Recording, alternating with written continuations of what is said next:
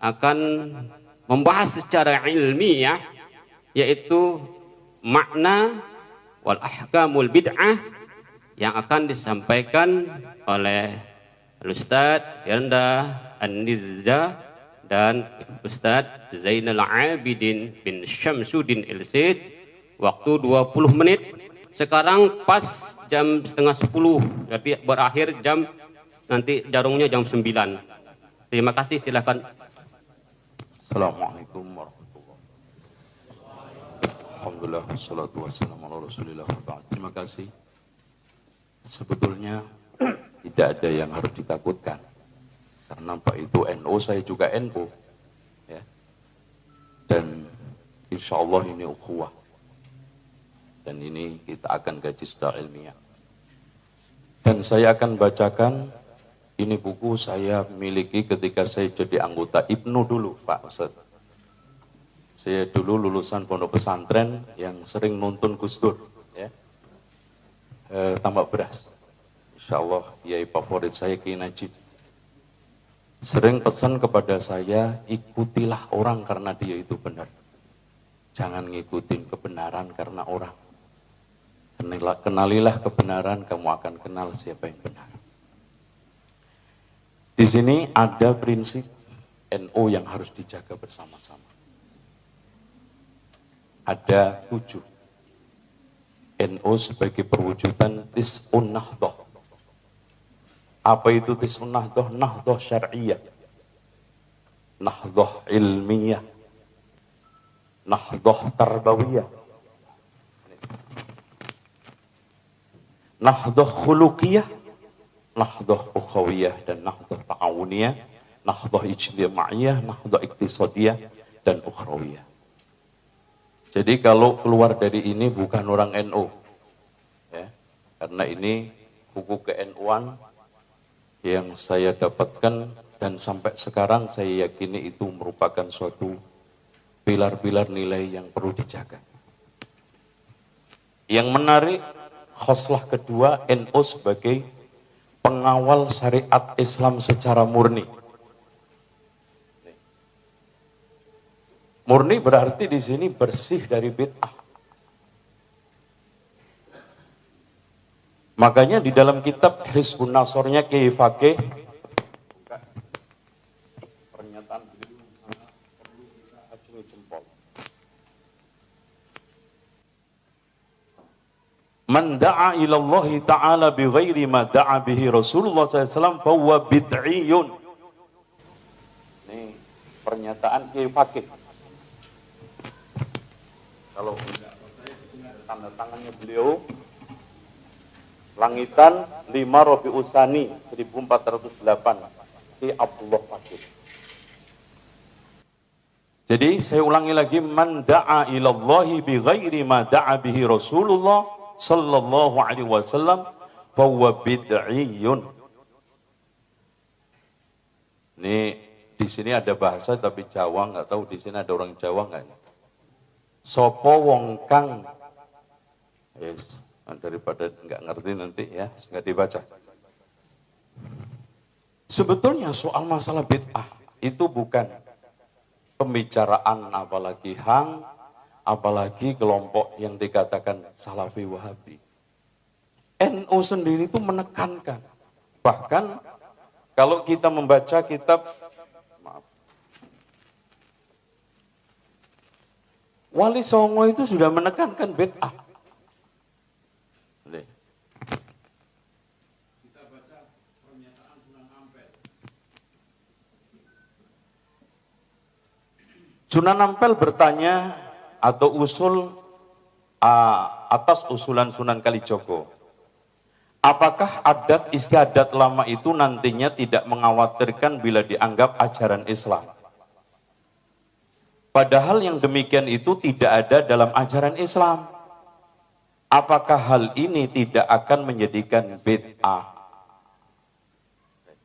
Jadi sesuatu yang tidak ada di dalam Islam itu menurut Sunan Ampel itu bid'ah. Percaya enggak ini kitabnya? Cuma di sini ada dialog disela oleh Sunan Kudus Pertanyaan Sunan Ampel ini dijawab oleh Sunan Kudus, saya setuju dengan pendapat Sunan Kalijogo. Sebab ada sebagian ajaran agama Buddha yang mirip dengan ajaran Islam, yaitu orang kaya harus menolong orang fakir miskin. Adapun mengenai kekhawatiran Kanjeng Sunan Ampel, saya mempunyai keyakinan bahwa di belakang hari akan ada orang Islam yang akan menyempurnakan, bukan mempertahankan bid'ah. Itu keinginan Sunan Ampel. Itu. Jadi kalau sekarang ada sinyalemen bahwa urusan bid'ah itu urusan salafi, wahabi, keliru. Keliru. Contoh aja dari sekalian pengarang Arab. Nah sekarang kita ke Arab nih. Barangkali Islam Arab, Islam Indonesia kita kasih semuanya. Ini di dalam kitab I'anatul Talibin, soal masalah tahlilan,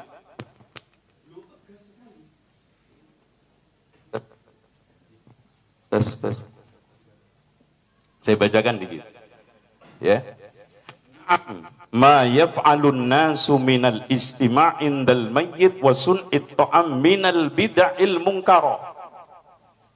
Enggak tanggung-tanggung. Allati yusabu ala man'iha. Saya terjemahkan. Ya. Apa yang dikerjakan oleh orang ketika ngumpul-ngumpul setelah kematian dan membuat makanan, termasuk bid'ah mungkaroh yang diberi pahala orang yang melarangnya. Saya yakin semua Pak Kiai tahu kitab ini, I'anatul Talibin.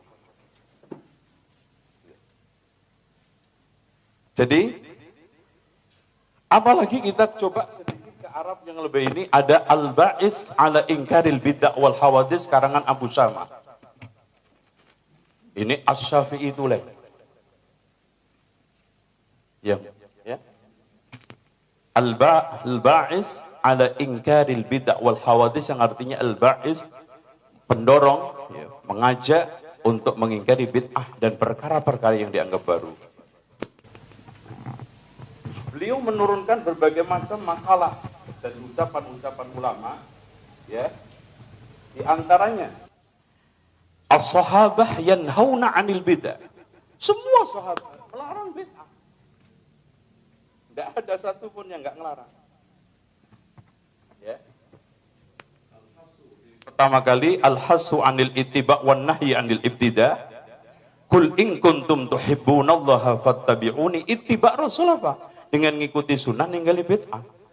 Karena ada perkara 4 nggak bisa ketemu sampai kiamat. Tauhid sama syirik, iman sama kufur, sunnah sama bid'ah, taat sama maksiat. Nggak pernah kumpul bisa. Itu sudah logis. Kalau dicampur merah sama apa, putih sama hitam. Dan beliau juga menurunkan hadis-hadis Rasulullah SAW, di antaranya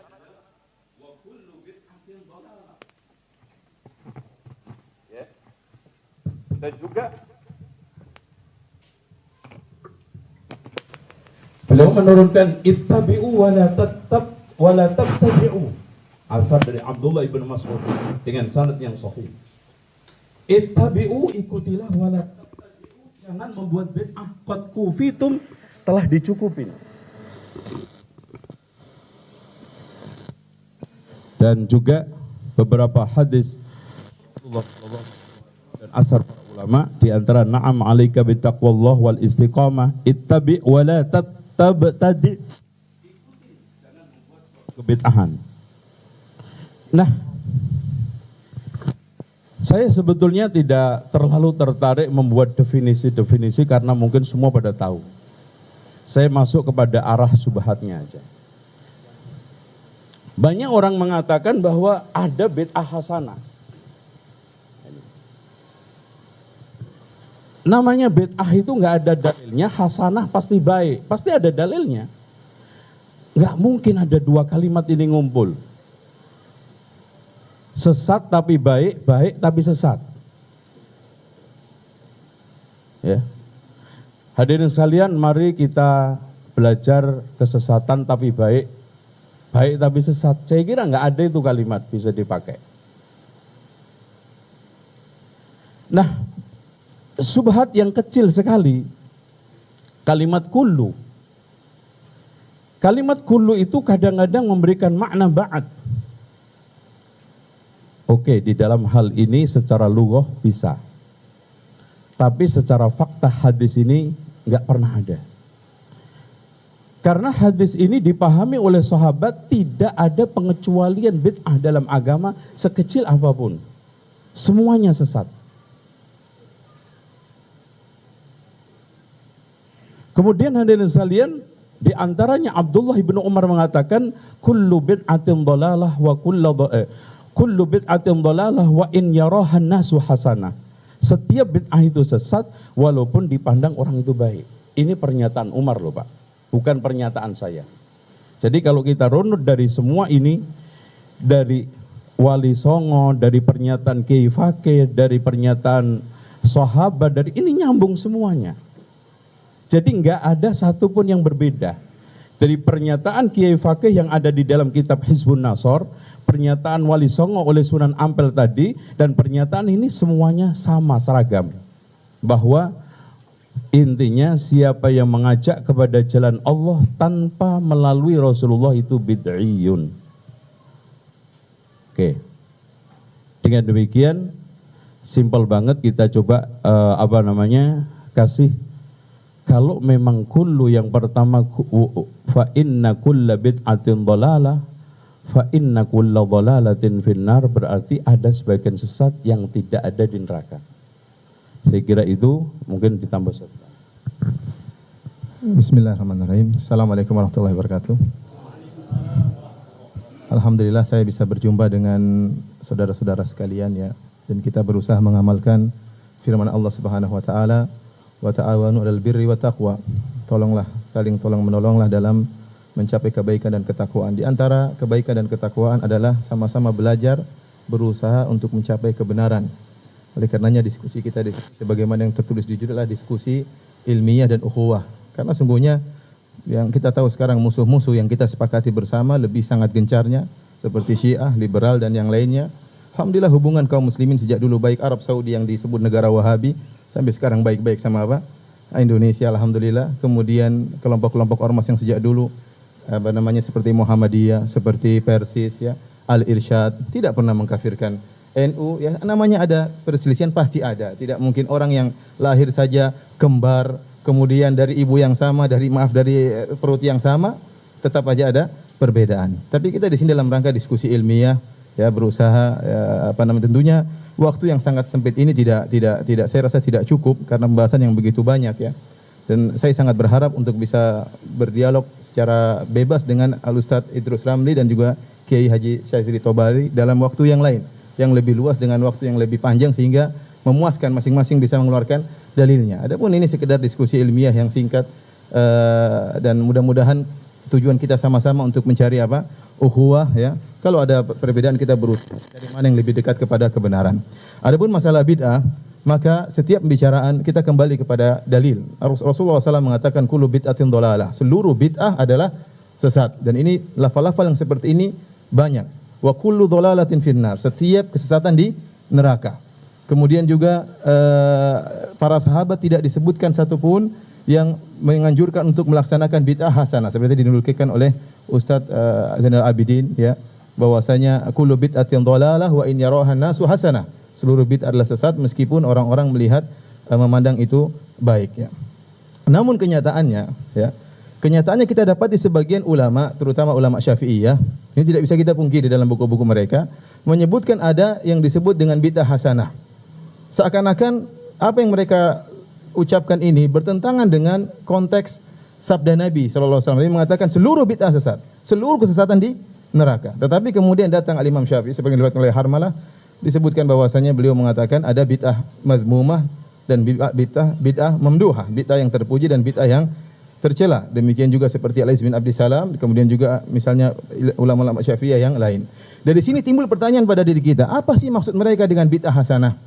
Apa yang dimaksud dengan? Karena saya rasa perbedaan antara kita dengan misalnya Al-Ustadz Idrus Ramli dan Kiai Syadzili adalah pada definisi bid'ah hasanah. Ini yang ingin kita bahas. Apa itu bid'ah hasanah? Karena kenapa kok bisa seakan-akan bertentangan dengan sabda Nabi sallallahu alaihi wasallam? Setelah saya baca-baca perkataan para ulama, Ternyata yang menjadikan Imam Syafi'i mengatakan ada bid'ah hasanah karena ada asar dari Umar yang disebutkan dalam riwayat tersebut. Kata Imam Syafi'i bahwasanya bid'ah ada dua, bid'ah tercela, bid'ah terpuji. Kenapa? Karena Umar mengatakan nikmatul bid'atu hadhihi. Sebaik-baik bid'ah adalah salat tarawih berjamaah. Dan kita sepakat bahwasanya salat tarawih berjamaah itu bukan bid'ah. Itu bukan bid'ah dan pernah dilakukan oleh Nabi SAW berjamaah 3 hari bersama para sahabat. Hanya saja di zaman Abu Bakar radhiyallahu taala anhu tidak bisa dikerjakan karena Abu Bakar sibuk dengan stabilitas keamanan. Ada orang-orang murtad, ada orang-orang tidak enggan bayar zakat, ada nabi baru Musailam al-Kadzdzab. Habis waktu. Oh ya.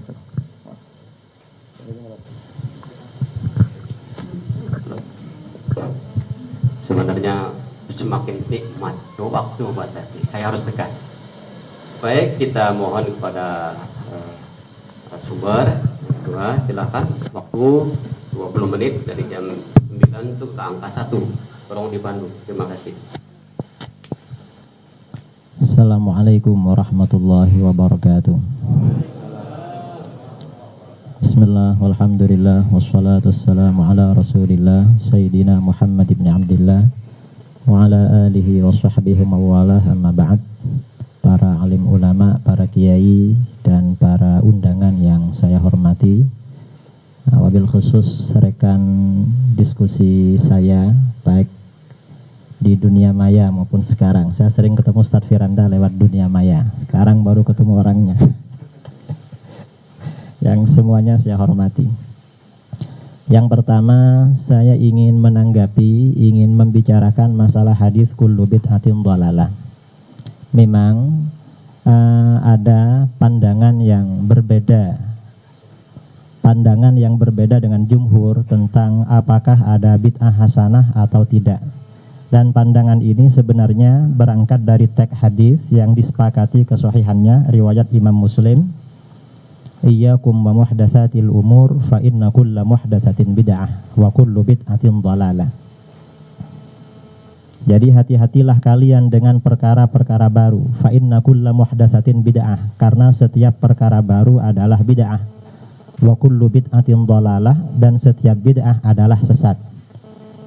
Hadisnya yang baik yang membagi bid'ah menjadi dua maupun yang tidak membagi dua sama-sama menggunakan hadis ini. Cuma kalau yang tidak mau menerima adanya bid'ah hasanah ini berpandangan bahwa kullu bid'atin dhalalah ini lafzun amun, kalimat yang umum yang yubqa ala umumihi, yang diberlakukan pada keumumannya. Syekh Muhammad bin Shalih Al-Utsaimin dalam kitabnya Al-Ibda' fi Kamalis Syar'i wa Khataril Ibtida' dan kitab satunya Syarah Aqidah Wasithiyah, kata beliau, qauluhu kullu bid'atin dhalalah kalamun amun musawwarun bi aqwa lafzin dalin ala al-umum.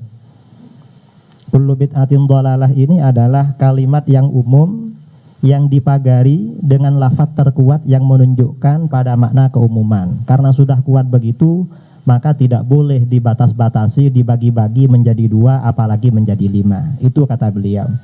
Sementara para ulama yang membagi bid'ah menjadi dua, terutama ulama Syafi'iyah yang Ustadz Firanda pasti kitabnya beliau pasti saya yakin punya, karena banyak mengkaji ilmu hadis.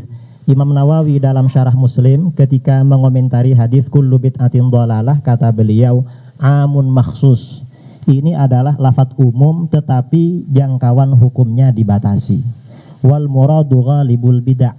Yang dimaksud dengan bid'ah dhalalah itu maksudnya ghalibul bid'ah, kebanyakan bid'ah, tidak semua bid'ah. Dalam hadis lain, sedangkan yang membatasi keumuman kullu bid'atin dhalalah ini banyak sekali. Antara lain hadis riwayat Muslim juga, Jarir bin Abdullah Al-Bajali radhiyallahu an, Rasulullah sallallahu alaihi wasallam bersabda, "Man sanna fil Islam sunnatan hasanatan falahu ajruha wa ajru man amila biha ba'dahu min ghairi ay yanqussa min ujurihim syai'. Wa man sanna fil Islam sunnatan sayyi'atan kana alaihi wizruha wa wizru man amila biha min ba'di min ghairi ay yanqussa min auzarihim syai'." Barang siapa yang memulai dalam Islam perbuatan yang baik, memulai dalam Islam sunnatan hasanah, perbuatan yang baik. Kalau memulai berarti bid'ah, karena memulai sebelumnya tidak ada. Karena falahu ajruha, maka dia akan memperoleh pahalanya dan pahala orang-orang yang meneladaninya tanpa dikurangi sedikit pun dari pahala mereka sampai hari kiamat. Wa man sanna fil Islam sunnatan sayyi'ah, barang siapa yang memulai dalam Islam perbuatan yang jelek, berarti bid'ah sayyi'ah, kana alaihi wizruha, maka dia akan menanggung dosanya dan dosa-dosa orang yang mengikutinya sampai hari kiamat tanpa dikurangi dari dosa-dosa mereka sedikit pun. Mengomentari hadis ini, Imam Nawawi dalam Syarah Muslim mengatakan fihi al-hithu 'alal ibtida' bil khairat wa sannis sunanil hasanat. Ini mengandung motivasi memulai perkara-perkara baik, walaupun sebelumnya belum ada. Yang penting baik. Terus kemudian beliau mengatakan wa fihi takhsisu qaulihi sallallahu alaihi wasallam kullu muhdatsatin bid'ah wa kullu bid'atin dhalalah. Hadis ini juga mengandung pembatasan terhadap jangkauan hadis kullu muhdatsatin bid'ah wa kullu bid'atin dhalalah. Karenanya setelah itu beliau mengutip pernyataan Imam Izzuddin bin Abdus Salam yang membagi bid'ah menjadi 5. Nah, sekarang kembali kepada pernyataan Syekh Utsaimin. Biasanya teman-teman salafi di Indonesia yang akrab dengan saya ini menolak pembagian bid'ah hanya berangkat dari kata-kata kullu, karena di sini ada kullu. Kalau sudah ada kullu tidak bisa dibagi-bagi. Kalau bagi-bagi berarti melanggar perintah Rasulullah. Maka jawaban kami membagi-bagi justru karena menggabungkan hadis ini dengan hadis yang lain. Kalau tidak dipahami dengan hadis-hadis yang lain, maka nanti jadinya hadis yang lain tidak bisa diamalkan itu. Termasuk dengan qaulu Umar ni'matil bid'ah. Umar mengatakan ni'matil bid'ah. Itu Imam Syafi'i di dalam riwayat Abu Nuaim dalam Hilyatul Awliya, Al-Baihaqi dalam Manaqibus Syafi'i. Jadi berdalil adanya bid'ah hasanah dengan tudillahu biqauli Umar ni'matil bid'ah. Itu yang dianggap bid'ah oleh para ulama itu bukan jamaah sholat tarawihnya. Sholat tarawihnya sudah ada pada masa Rasulullah SAW. Al-Hafidh Ibnu Hajar Al-Asqalani dalam Fathul Bari Syarah Bukhari menerangkan beberapa unsur kebid'ahannya. Yang pertama, tarawih pada masa Umar dilakukan di awal malam, sedangkan pada masa Rasul SAW di akhir malam. Yang ketiga, beliau menganjurkan kepada satu imam. Sebelumnya ada anjuran seperti itu. Yang kedua, kemudian yang ketiga, menetapkan jumlah rokaatnya. Sebelumnya tidak ada tuntunan rokaatnya harus berapa. Dalam satu riwayat ada 20 yang ma'ruf ya sampai sekarang. Jumhurul fuqaha minal madzahibil arba'ah mengatakan 20. Itu sebenarnya unsur. Nah, kemudian kembali kepada pernyataan Syekh Utsaimin. Kalau misalnya tidak mau membagi bid'ah karena kata-kata kullu, apakah setiap kalimat nas dalam Al-Quran atau hadis yang ada kata-kata kullu berarti tidak dibagi-bagi? Ternyata tidak begitu. Kata-kata kullu itu menurut teori ilmu usul fikih, ilmu agama, pemahaman teks Al-Quran dan hadis masih memungkinkan untuk memberikan makna yang terbatas. Terbukti Utsaimin sendiri Syarah Al-Aqidah Al-Wasitiyah ketika beliau mencoba berdialektika dengan Mu'tazilah. Mu'tazilah berpandangan Al-Quran itu makhluk, karena Mu'tazilah ini dengan ayat Al-Quran wa huwa khaliqu kulli syai', Allah yang menciptakan segala sesuatu. Kata Mu'tazilah Al-Qur'anu syai'un, Quran itu sesuatu, berarti kalau begitu Al-Quran itu makhluk. Katanya Syekh Utsaimin memandang Al-Quran itu makhluk karena kata-kata kulluh tidak bisa diterima. Karena kulluh itu tidak selalu bermakna keseluruhan, termasuk khaliqu kulli syai'.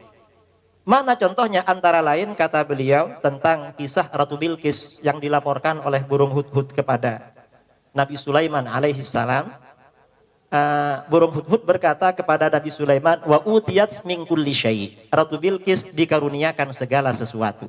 Padahal kata Syekh Utsaimin, padahal tidak semuanya diberikan kepada Bilqis. Buktinya mulku Sulaiman, kerajaan Sulaiman bukan miliknya Bilqis. Berarti tidak semua kulluh di dalam Al-Quran bermakna keseluruhan. Kalau tidak semua kulluh di dalam Al-Quran bermakna keseluruhan, berarti di dalam hadis juga sama. Wa idza thabatat takhsis fi syai'in minan nusus thabata fi ghairiha minan nusus. Kalau suatu nas, suatu teks bisa ditaksis, maka yang lain selama ada mukhassisnya bisa dibatasi jangkauannya. Nah sekarang ketika kita misalnya mengatakan kullu bid'atin dhalalah, setiap bid'ah ini tersesat, kita batasi sebagian bid'ah saja. Lalu bagaimana dengan kullu dhalalatin finnar? Apakah bisa dibatasi? Nah, membatasi atau tidak, pertimbangannya bukan kalimat dengan satu kalimat gandeng dalam satu teks, tidak. Tetapi ada mukhassis apa tidak? Ada dalil yang membatasi. Kalau tidak ada dalil yang membatasi, ya tidak bisa dibatasi. Diberlakukan keumumannya. Itu yang pertama. Yang kedua, wa kullu dhalalatin finnar, itu tidak ada dalam riwayat Muslim. Itu riwayat lain. Nah, kemudian ada beberapa pandangan yang juga saya kira perlu saya diskusikan dengan Ustadz Zainal Abidin ya, sama-sama kelahiran Jawa Timur. Ustadz Firanda ternyata juga Jawa Timur, sama-sama kelahiran Jawa Timur ini. Masalah tadi bahwa Kiai Abdullah Faqih, kemudian Kiai Abdul Wahab Hasbullah, Sunan Ampel menolak tentang adanya bid'ah. Kita memahami karena beliau ini mazhabnya Syafi'i, pasti ketika berbicara bid'ah yang dilarang itu maksudnya bid'ah yang mazmumah, bukan bid'ah yang hasanah. Bid'ah yang tercela.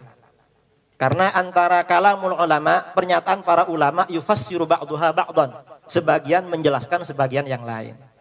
Kemudian syubhat, pernyataan sebagian sahabat ya, misalnya Abdullah bin Mas'ud radhiyallahu an mengatakan ittabi'u wa la tabtadi'u faqad kufitum. Ikutlah kamu, jangan membuat-buat yang baru karena kamu telah tercukupi. Menurut kami ini maksudnya juga bid'ah mazmumah, bukan bid'ah yang hasanah. Mengapa? Karena dalam riwayat lain, riwayat Al-Bazzar, At-Tabrani dan lain-lain, Ibnu Mas'ud justru mengatakan ma ra'ahul muslimuna hasanan fahuwa 'indallahi hasanun.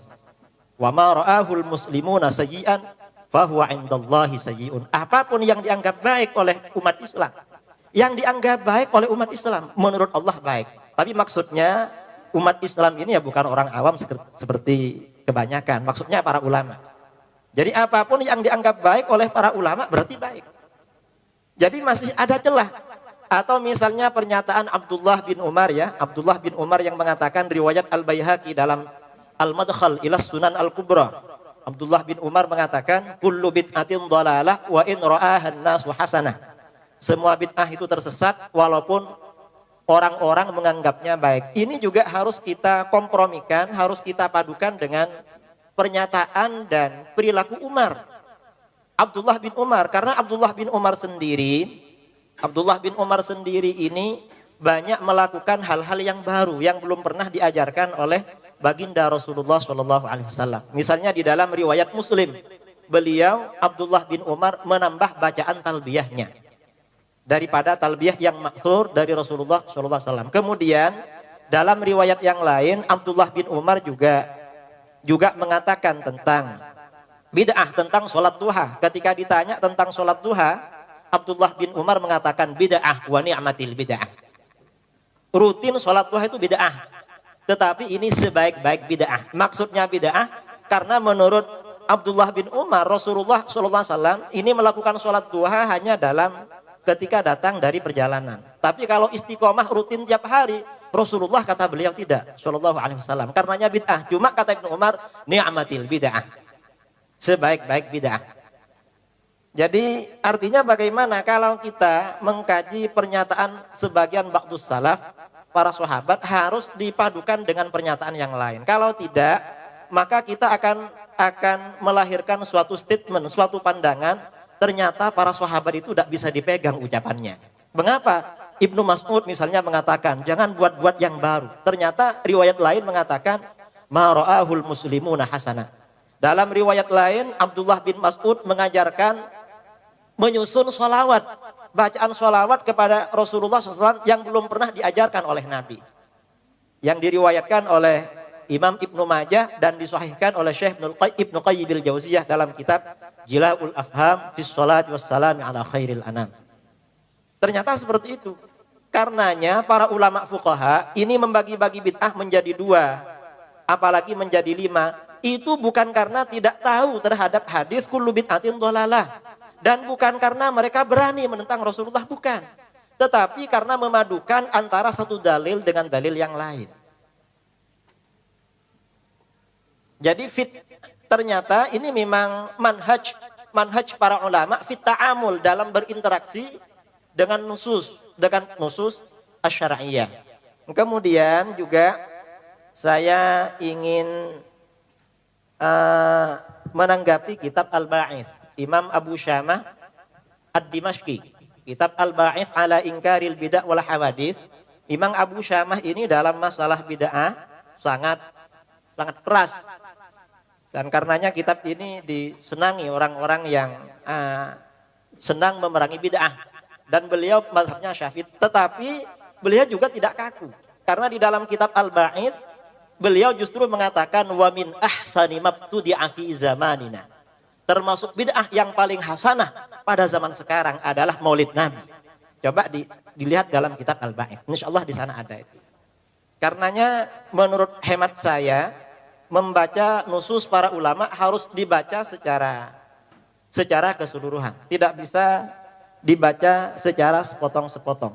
Kemudian ada juga ya pandangan sebagian orang yang mengatakan, misalnya ketika Sayyidina Umar bin Al-Khattab radhiyallahu an mengatakan ni'matil bid'ah, ini sebaik-baik bid'ah, maka orang ini akan berkata itu maksudnya bid'ah lughawiyah, bid'ah secara bahasa.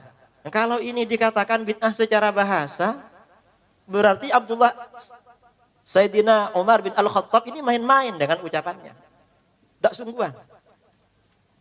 Padahal beliau berbicara ni'matil bid'ah di hadapan para sahabat, lalu hadis ini diriwayatkan dalam Sahih Bukhari dan kitab-kitab lain. Beliau berbicara bukan dalam kapasitas sebagai dosen bahasa yang mengajarkan bahasa Arab, bukan. Tetapi sebagai seorang khalifah yang rasyid, yang syar'i, yang sunnahnya harus kita ikuti. Karenanya dalam hadis lain Rasulullah SAW bersabda, innallaha ja'alal haqqa ala lisani Umar wa qalbi. Sesungguhnya Allah menjadikan kebenaran melalui lidah Umar dan hatinya. Ini maksudnya al-haq asy-syar'i, kebenaran secara syar'i, bukan kebenaran secara lughawi. Kalau ni'matil bid'ah itu kita katakan bid'ah secara lughawiyah, berarti maksud Rasulullah itu kebenaran secara lughawi saja, bukan kebenaran syar'i. Padahal kan tidak seperti itu menurut pemahaman kami. Dan kami tidak memaksa ya Ustadz Zainal, Ustadz Firanda atau yang lain sama dengan kami. Karena seperti beliau katakan tadi, mungkin seorang anak yang bersaudara kembar saja bisa berbeda pendapat. Nah, kemudian juga saya kira pandangan ulama Syafi'iyah ini sangat banyak masalah bid'ah itu. Kemudian tadi dari Ustadz Zainal Abidin membicarakan masalah tahlilan. Padahal ini nanti ada sesi khusus ya tentang tahlilan. Memang tahlilan ini di dalam kitab I'anatul Talibin bid'ah mungkarah, dalam sebagian lain dikatakan bid'ah makruhah. Bid'ah makruhah orang yang memerangi akan mendapatkan pahala. Tapi persoalannya ini sudah menjadi budaya, sudah menjadi adat, kalau diperangi malah kita yang dimusuhi oleh orang. Padahal kata para ulama di dalam ada seorang ulama dari mazhab Hambali, ada kitab namanya Al-Adabus Syar'iyyah wal Minahul Mar'iyah, karangannya Ibnu Muflih Al-Maqdisi. Beliau muridnya Syekh Ibnu Taimiyah. Kitab ini diterbitkan oleh pemerintahan Saudi Arabia. Beliau mengatakan la yambaghil khuruj min adatin nas illa fil haram. Tidak sebaiknya keluar dari adat masyarakat selama tidak haram. Tahlil itu selamatan kan tidak haram, hanya makruh. Saya yakin para kiai termasuk Ki Abdullah Fakih ketika keluarganya meninggal, beliau juga tahlilan. Itu bukan tidak tahu dengan isi I'anatul Talibin. Saya yakin beliau hafal semua itu. Tetapi mengapa? Karena ini adat dan manhaj Rasulullah SAW di dalam berdakwah. Ketika adat ini kalau diberantas ini akan menimbulkan kerusuhan, akan menimbulkan gejolak, oleh Rasulullah SAW dibiarkan. Mungkin bisa dibaca dalam kitab Al-Adabus Syar'iyyah. Karena waktu sudah habis, maka saya kembalikan. Mungkin nanti khusus tahlilan kita bicarakan dalam diskusi tentang tahlilan. Waktu dikembalikan kepada moderator. Kurang lebihnya mohon maaf. Assalamualaikum warahmatullahi wabarakatuh. Terima kasih beliau yang mungkin bertanya, ini beliau menanggapi. Nanti untuk sesi yang berikutnya, beliau yang bertanya, yang menanggapi. Silahkan Pak Al-Alama Al-Masyayikh, Pak Ustadz Zainal atau Pak Ustadz Firanda. Waktu dan tempat dipersilakan. Bismillah. Apa tadi yang telah disampaikan oleh saudara kita Ustadz Idrus Ramli tentang bolehnya bid'ah hasanah, kita sepakat kembali kepada dalil kullu bid'atin dhalalah. Semua bid'ah adalah sesat. Sekarang untuk menjadikan kullu itu sebagai suatu yang amun makhsus, suatu umum tapi dikhususkan, maka butuh dalil. Kalau tidak ada dalil, maka hukum asal bahwasanya kullu adalah memberi faedah apa? Keumuman. Ini disepakati oleh para ahli usul. Kemudian beliau Al-Akh Idrus Ramli menyebutkan tentang dalil-dalil yang menunjukkan boleh dikhususkan. Contohnya, ya tadi diantaranya seperti dalil man sanna fil islami sunnatan hasanatan. Dia mengatakan namanya sanna dalam bahasa Arab itu ikhtira', membuat sesuatu yang baru, dan ini tidak benar. Karena telah disebutkan oleh Al-Azhari, salah seorang ulama Syafi'iyah besar, ahli lughah yang hidup pada tahun abad keempat, wafat 370 kalau tidak salah, dalam kitabnya Tahdzibul Lughah menyebutkan bahwasanya makna sanna bukan artinya menciptakan tapi memulai. Ya, man ibtada al-amra, ya barang siapa yang mulai suatu perkara, ya kemudian fatabi'ahu ghairuhu au diikuti oleh orang selanjutnya. Ini disebut dengan apa? Sanna, ya. Oleh karenanya kalau kita lihat dari konteks hadis tersebut, kenapa Rasulullah SAW mengatakan barang siapa yang memulai man sanna fil Islam sunnah hasanah? Konteksnya jelas bahwasanya ada sahabat miskin, kemudian Rasulullah SAW ada orang di antara sahabat Ansor yang memberi sumbangan, sedekah. Sekarang saya tanya, sedekah itu bid'ah atau bukan? Sedekah bukan bid'ah. Tetapi dia yang mulai, akhirnya diikuti oleh para sahabat yang lain. Maka sana tidak ada dalam bahasa Arab, artinya harus ikhtira', harus apa namanya? Menciptakan. Ini tidak benar dalam bahasa Arab, dan saya sudah katakan, yang ini saya nukil dari perkataan Al-Azhari, ulama dari madhab Syafi'iyah, yang termasuk banyak orang para ahli lughah yang menukil dari Azhari tersebut. Ya. Kemudian ada pun dalil yang kedua, ya, ada Ibnu Mas'ud yang mengatakan, ma ra'al muslimuna hasanatan fahuwa indallahi hasanah. Apa yang dilihat oleh kaum muslimin adalah baik, maka dilihat oleh Allah juga baik. Kita kumpulkan riwayat ini. Ternyata pembicaraan Ibnu Mas'ud tentang pemilihan Abu Bakar sebagai khalifah. Abu Bakar sebagai khalifah. Tatkala itu para sahabat sepakat bahwasanya Abu Bakar adalah khalifah. Sehingga Ibnu Mas'ud mengatakan bahwasanya apa yang dikatakan dilihat oleh kaum muslimin yaitu para sahabat sebagai kebaikan, maka itu kebaikan. Karenanya banyak ulama yang menyebutkan hadis ini untuk masalah ijma. Ijma ulama. Jika ulama semua sepakat, bukan sebagian orang berpendapat ini baik kemudian diikuti. Karena kalau kata Ibnu Hazm rahimahullah, kalau kita artikan muslimin di sini ba'dul muslimin, apa yang dilihat oleh sebagian muslimin itu baik, maka kita akan diperintahkan oleh Allah dengan dua yang kontradiktif.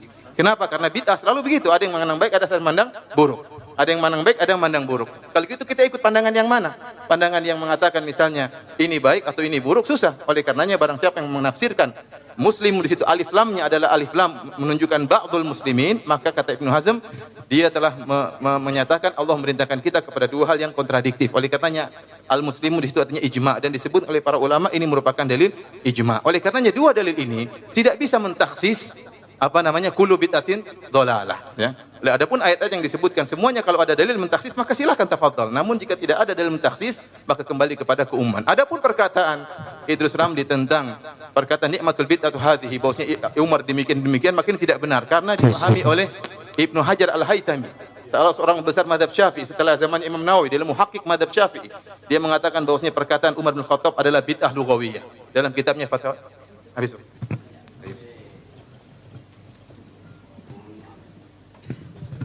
Mohon maaf Ustaz. Ya, saya sebenarnya semakin senang Pak Ustaz bicara terus, tapi waktu juga yang menghukum saya sendiri. Memang kalau majlis ilmu nih sudah dapat pahala, malaikat menyaksikan, wah luar biasa.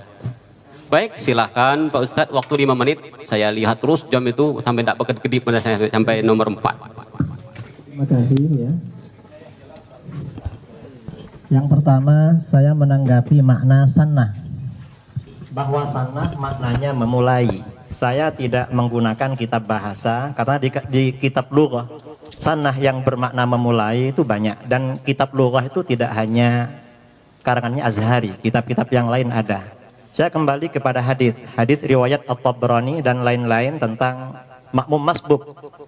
Dulu ketika orang terlambat berjamaah biasanya mendapat isyarat dari makmum yang telah datang awal. Rasulullah SAW dapat berapa rakaat. Lalu orang ini akan mengejar, kemudian bareng.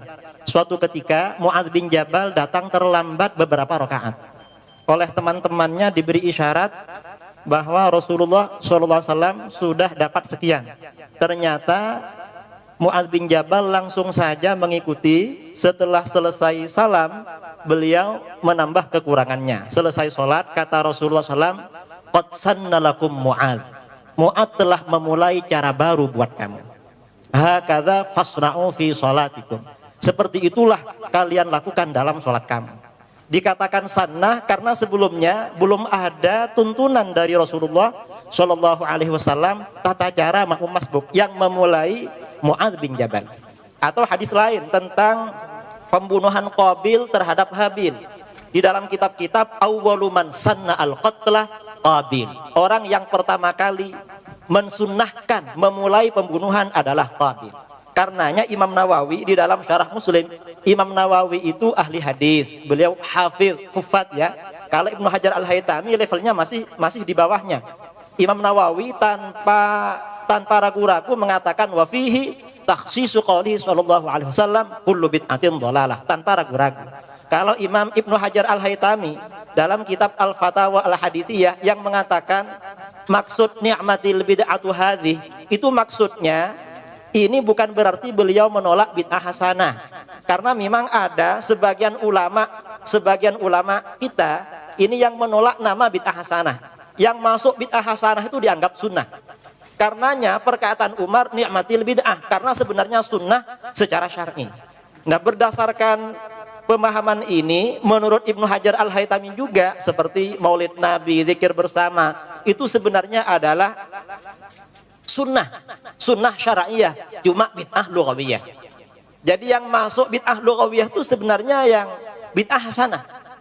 Coba diteliti lagi pernyataan Ibnu Hajar Al-Haytami, karena Ibnu Hajar Al-Haytami ini seorang faqih bermadzhab Syafi'i dan beliau sangat cinta terhadap Imam Nawawi, juga terhadap Imam Izzuddin bin Abdus Salam. Kemudian yang kedua, bahwa sababul wurud hadis man sanna fil Islam ini masalah sedekah. Kalau begitu ini harus dikembalikan kepada sedekah. Kita kembali kepada usul fikih, al-ibrah bi umumil lafzi la bi khususis sabab.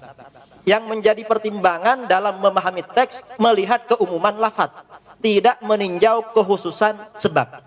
Kalau kita harus melihat sababul wurud hadis, mengapa kullu bid'atin dhalalah tidak kita kaji sababul wurudnya lalu khususkan kepada sababul wurud itu? Mengapa tidak seperti itu? Kan harusnya seperti itu. Itu yang pertama. Kemudian yang kedua, ma ra'ahul muslimuna hasanan fahuwa indallahi hasanun. Ini memang sababul wurudnya masalah ijma' tentang khilafatu Abi Bakar. Tetapi perkataan beliau kan umum. Kembali kepada kaidah usul fikih tadi. Jadi ala ibrah bi umumil lafzi la bi khususis sabab. Karenanya beliau juga membuat cara baru dalam membaca sholawat kepada Rasulullah SAW. Susunan sholawat ini belum pernah diajarkan oleh baginda Rasulullah SAW. Jadi apa yang saya sampaikan tadi bahwa sunnah ini bermakna memulai, bukan pemikiran saya pribadi, tetapi pemikiran para ulama ahli hadis. Jadi bukan pemikiran saya kira waktu sudah habis. Kembalikan ke